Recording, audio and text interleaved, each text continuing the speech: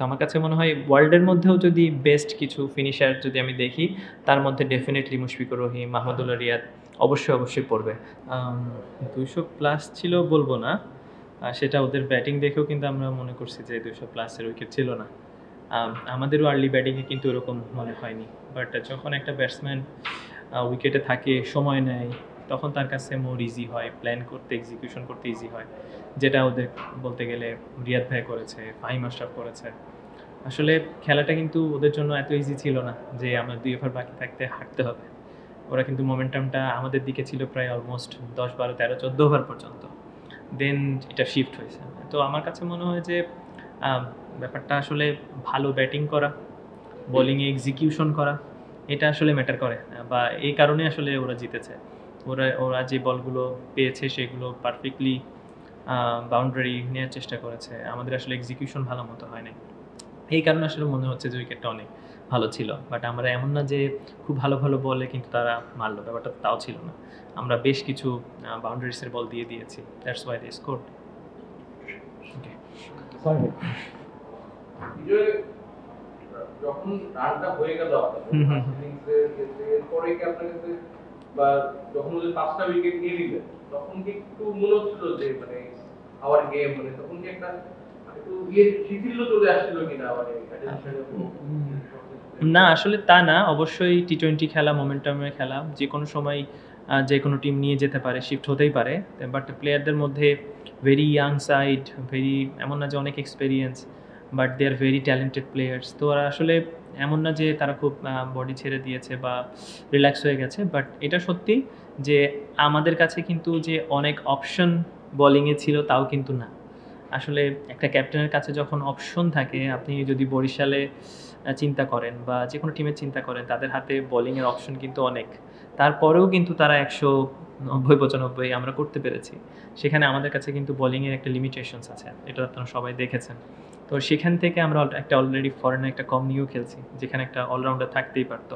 তো আমার মনে হয় আমাদের অবশ্যই বোলিংয়ের একটু এক্সপিরিয়েন্সের ঘাটতি আছে। আদার দেন তাসকিন, ই বোলিং এক্সেপশনালি ওয়েল। ওর সাথে যদি কোনো একটা বোলার ভালো একটা এক্সিকিউশন করতে পারতো, ভালো একটা 4টা ওভার শেষ করতে পারতো, আমার মনে হয় গেমটা আমাদের কাছে থাকতো। আপনাদের যেটা বলছিলেন বোলিং এর ঘাটতি, তাসকিন ছাড়া এরকম মানে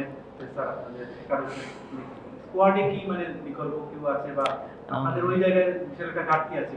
আসলে বিশাল ঘাটতি বলবো না, এরা সবাই কিন্তু আসলে পারফর্ম করেছে। আসলে শফিউল ভাই দেখেছি আমরা লম্বা সময় ধরে বাংলাদেশ টিমে খেলেছে, এক্সপেরিয়েন্স।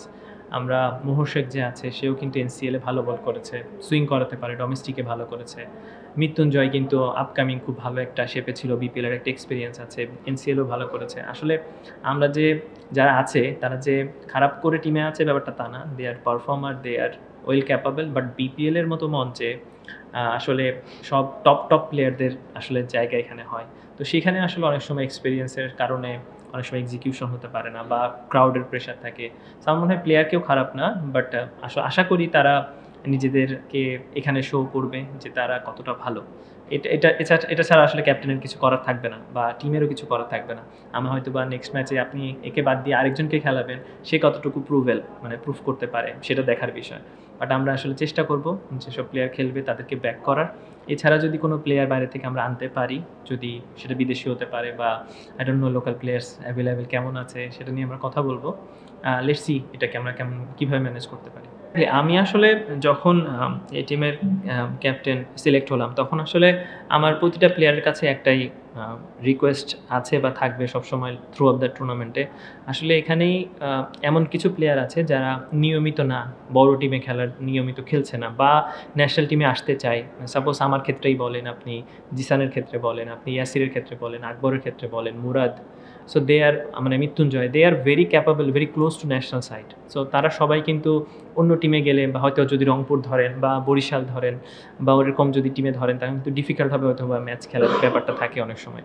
কিন্তু যখন এরকম একটা টিমে খেলে যারা মোটামুটি একটা ব্যালেন্স টিম, তাদের কিন্তু অপরচুনিটি যে পুরোটা ম্যাচ খেলার, বা তাদেরকে একটা জায়গা ফিক্স থাকে। তো আমার শুধু একটা কথাই ছিল যে আসলে প্রুভের অনেক জায়গা আছে, যে তুমি কতটুকু ক্যাপাবল। আসলে এই বিপিএলটা তোমাদের জন্য এনজয় করার জায়গা, যে তোমরা বেস্ট আউটকাম দেওয়ার চেষ্টা করো, দ্যাটস ইট। কারণ তুমি ম্যাক্সিমাম ম্যাচই খেলবা, সবাই আসলে জানে যে তারা খেলবে। কাউকে তো আসলে ড্রপ দেওয়ার কোনো ব্যাপারটা ওরকম নাই, তো সে ফ্রি আছে, রিল্যাক্স আছে। আই হোপ এটা একটা মানসিক বাড়তি সাহস দেয়। আপনি যখন এনসিএল খেলে, বিসিএল খেলে বা প্রিমিয়ার লিগ খেলে, তারা কেন পারফর্ম করে? তারা কিন্তু জানে যে আমি এই ম্যাচগুলো টুর্নামেন্ট সম্পূর্ণ খেলবো। 2টা ম্যাচ খারাপ হলে, 3টা ম্যাচ খারাপ হলেও কিন্তু তারা কাম ব্যাক করে। একটাই কারণ যে তারা কনফিডেন্স পায় কোচের কাছ থেকে, ক্যাপ্টেনের কাছ থেকে, যে সে থ্রু অফ দ্য টুর্নামেন্টটা খেলবে, তখনই আসলে আউটকামটা আসে। তা আমার মনে হয় ইয়াসির আব্বি একটা ভালো জায়গা পেয়েছে, 4 নম্বরে ব্যাটিং করবে। আশা করি এটা ওর একটা বাড়তি মোটিভেশন দিয়েছে। আর থ্রু অফ দ্য উইকেটের সময় আমার কথা হচ্ছিল যে যেহেতু 2টা উইকেট পড়ে গেছে আর পিছনে আমাদের ওরকম ক্যারি করার ব্যাটসম্যান নেই, তা আমি চেষ্টা করছিলাম ওর সাথে একটাই কথা যে আমার অনেক সময় 2 রান হোক ওভারে, 3 রান হোক, বাট আমরা ক্যারি করবো ম্যাচটাকে। সো ক্যারির পরে যখন আমরা সেট হচ্ছিলাম তখন আস্তে আস্তে আমরা বিল্ড করেছি আরও এক্সিলেন্ট। আমার দেখা বাংলাদেশে অনেক ইয়াং প্লেয়ারদের মধ্যে one of the best innings এটা দারুণ ব্যাপার। আসলে ক্রাউড তো এরকম একটা মুহূর্ত আশা করে, সেটার জন্য আসলে আমরা মনে করি যে 2টা টিমকেই ধন্যবাদ জানাতে হয় যে তারা প্রথম ম্যাচ হিসাবে দারুণ একটা শুরু করেছে। বিশেষ করে উইনিং টিম তো উইনিং লুজিং টিমই তো থাকবে আসলে 2টা টিমের মধ্যে, তো সেটা আমরা হয়েছি একটা লুজিং টিম, তারা উইন, বাট আমি মনে করি ক্রাউডরা অনেক এনজয় করেছে।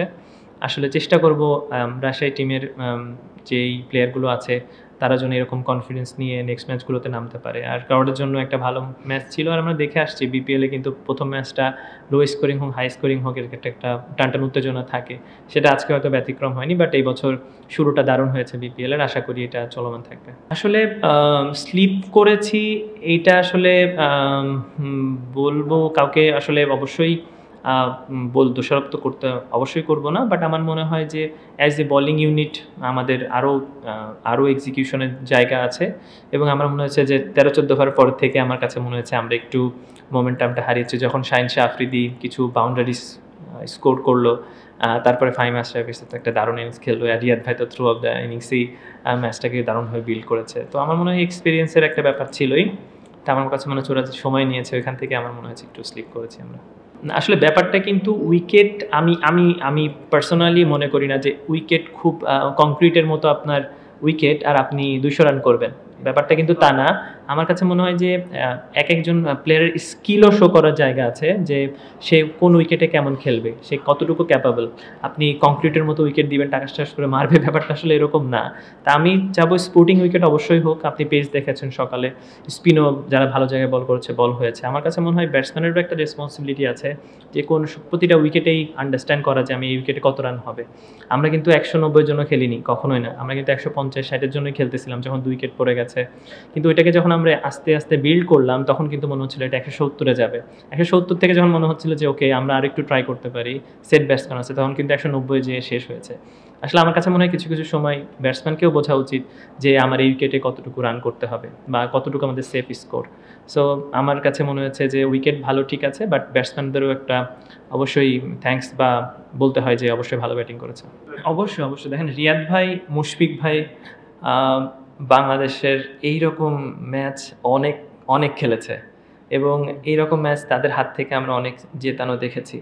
বাংলাদেশকে জিতিয়েছে, এবং তাদের যখন যখন তারা তার যেই টিমে খেলে তাদেরকেও জয়লাভ এনে দেয়। তা আমার কাছে মনে হয় তারা মোটামুটি জানে, এবং তাদের ওই বিলিফটা আছে যে কীভাবে ম্যাচটা শেষ করতে হবে।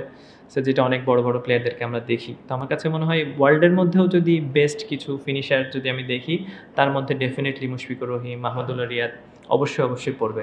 তো এরকম একজন ওয়ার্ল্ড ক্লাস প্লেয়ার যখন ফর্মে থাকে তখন অবশ্যই সবার মধ্যে একটা বাড়তি ফিয়ার কাজ করে, যেটা হয়তো বা আমাদের মধ্যে হয়তো বা বলেদের মধ্যে করেছে। বাট আমি মনে করি যে সে অসাধারণ একটা ইনিংস খেলেছে এবং দারুণ ফর্মে আছে, তার জন্য গুড লাক।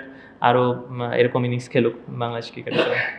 আসলে বড় রান তারা করা হয় না, এটা রেসপন্সিবিলিটি তো ব্যাটসম্যানের, এটা তো রেসপন্সিবিলিটি আমাদের, যে আমরা কিভাবে শিখছি, আমরা কিভাবে এটাকে নিচ্ছি। তো আমার কাছে মনে হয় না পারবে না, ব্যাপারটা এরকম না। আমার কাছে মনে হয় তাদের শেখা উচিত, বা আমাদের তাড়াতাড়ি শেখা উচিত যে আমরা কিভাবে এটাকে বড় রান করব। অবশ্যই রেসপন্সিবিলিটি আমাদেরকে নিতে হবে, এবং তাদের মাধ্যমে দেখে শিখতে হবে। তাদের সাথে কথা বলে হোক, মাঠে দেখে হোক, বা নিজে ট্রাই করে হোক। যখন আমাদের কাছে অপরচুনিটি আসবে, আমাদের চেষ্টা করা যে এই ম্যাচগুলোকে আমরা কীভাবে শেষ করতে পারি। না, 10 ওভারে কিন্তু রান ওদের ছিল মনে হয় 77 সামথিং লাইক 70-এর অ্যারাউন্ড, এরকম সামথিং লাইক দ্যাট, বা 70-80। তখনও কিন্তু গেম আমাদের হাতেই ছিল। তখন কিন্তু যদি আমাদের রান টার্গেট থাকতো ওদের 160 রান, তখন কিন্তু গেম সিনারিও এরকমভাবেই চলতো। খেলাটা কিন্তু এভাবে লাস্টের দিকেই শেষ হতো। এমন না যে তারা 15 ওভারে খেলা শেষ করে দিত যদি 160 রান টার্গেট হতো। তারা কিন্তু ওই 18-19 ওভার পর্যন্তই যেত। তো আমার কাছে মনে হয় যখন যেটা স্কোর বোর্ডে থাকে ব্যাটসম্যানরা ওইভাবেই ট্রাই করে খেলার। বাট আমাদের যেহেতু উইকেট পড়ে গেছে এবং আমি টপ অর্ডারে খেলি, বাট ইয়াসির মিডল অর্ডারে খেলে, তা আমাদের গেমটা ওইভাবে চেষ্টা করেছি। বাট সেম ক্ষেত্রে কিন্তু ওদের যেহেতু 5টা উইকেট পড়ে গিয়েছিল, সেখানে কিন্তু আমাদের চান্স সবসময় ছিল যে 1-2 উইকেট পড়লে রিয়াদ ভাই আউট হয়ে গেলে হয়তো বা মোহাম্মদ নবী ব্যাটিংয়ে আসতো, আমাদের হয়তো কিছু না কিছু অপরচুনিটি থাকতো, যেখানে তাসকিনের সাথে যদি আরেকটা বলার জাস্ট 20টা রান কম দিত বা 10টা রান কম দিত, বা এক ওভারে একটা 3টা 6 বা 2টা একটা 6-এর জায়গায় যদি 2টা 6 কম হতো, তাহলে কিন্তু আমরা লাস্ট পর্যন্ত এটাকে একটা মোমেন্টামকে নিয়ে যেতে পারতাম। আমার মনে হয় যে বোলিং ইউনিট আমাদের আরেকটু চিন্তা করা উচিত। আর আমি মনে করি ব্যাটিংটা 190 হয়েছে, এর মানে না রাজশাহী টিম প্রতিদিন 190 করবে। অনেক সময় 140-এর খেলা হবে, অনেক 160-এর খেলা হবে, এক সময় 200-র খেলা হবে। সেই যেটা হবে সেই অনুযায়ী আমরা ট্রাই করবো খেলার, সেই অনুযায়ী ট্রাই করবো আমাদের বলারকে বলার জন্য এক্সিকিউট করতে পারে। আমার মনে হয় যে শুরু হয়েছে বিপিএলটা, আমরা আসলে কোনো প্রশ্ন বা কোনো কমপ্লিকেশন না তুলি, প্লেয়াররা আমরাও চাই না। আসলে বিপিএলটা সব ওয়ার্ল্ড ক্রিকেটে সবাই দেখে, এরকম কোনো নিউজ না আসুক আমাদের কাছে, বা আমরা দেখতে হয় ওয়ার্ল্ড ক্রিকেটে এভাবে নিউজ আসতেছে, কোনো পারিশ্রমিক হচ্ছে না, বা আমরা পজিটিভ ওয়েতে চিন্তা করি, অবশ্যই একটা গোছালো পরিবেশ তৈরি হবে। আমাদের কিন্তু অনেক ড্রেসও আসছে অনেক দেরিতে, অনেকের গিয়ার্স আসছে অনেক দেরিতে।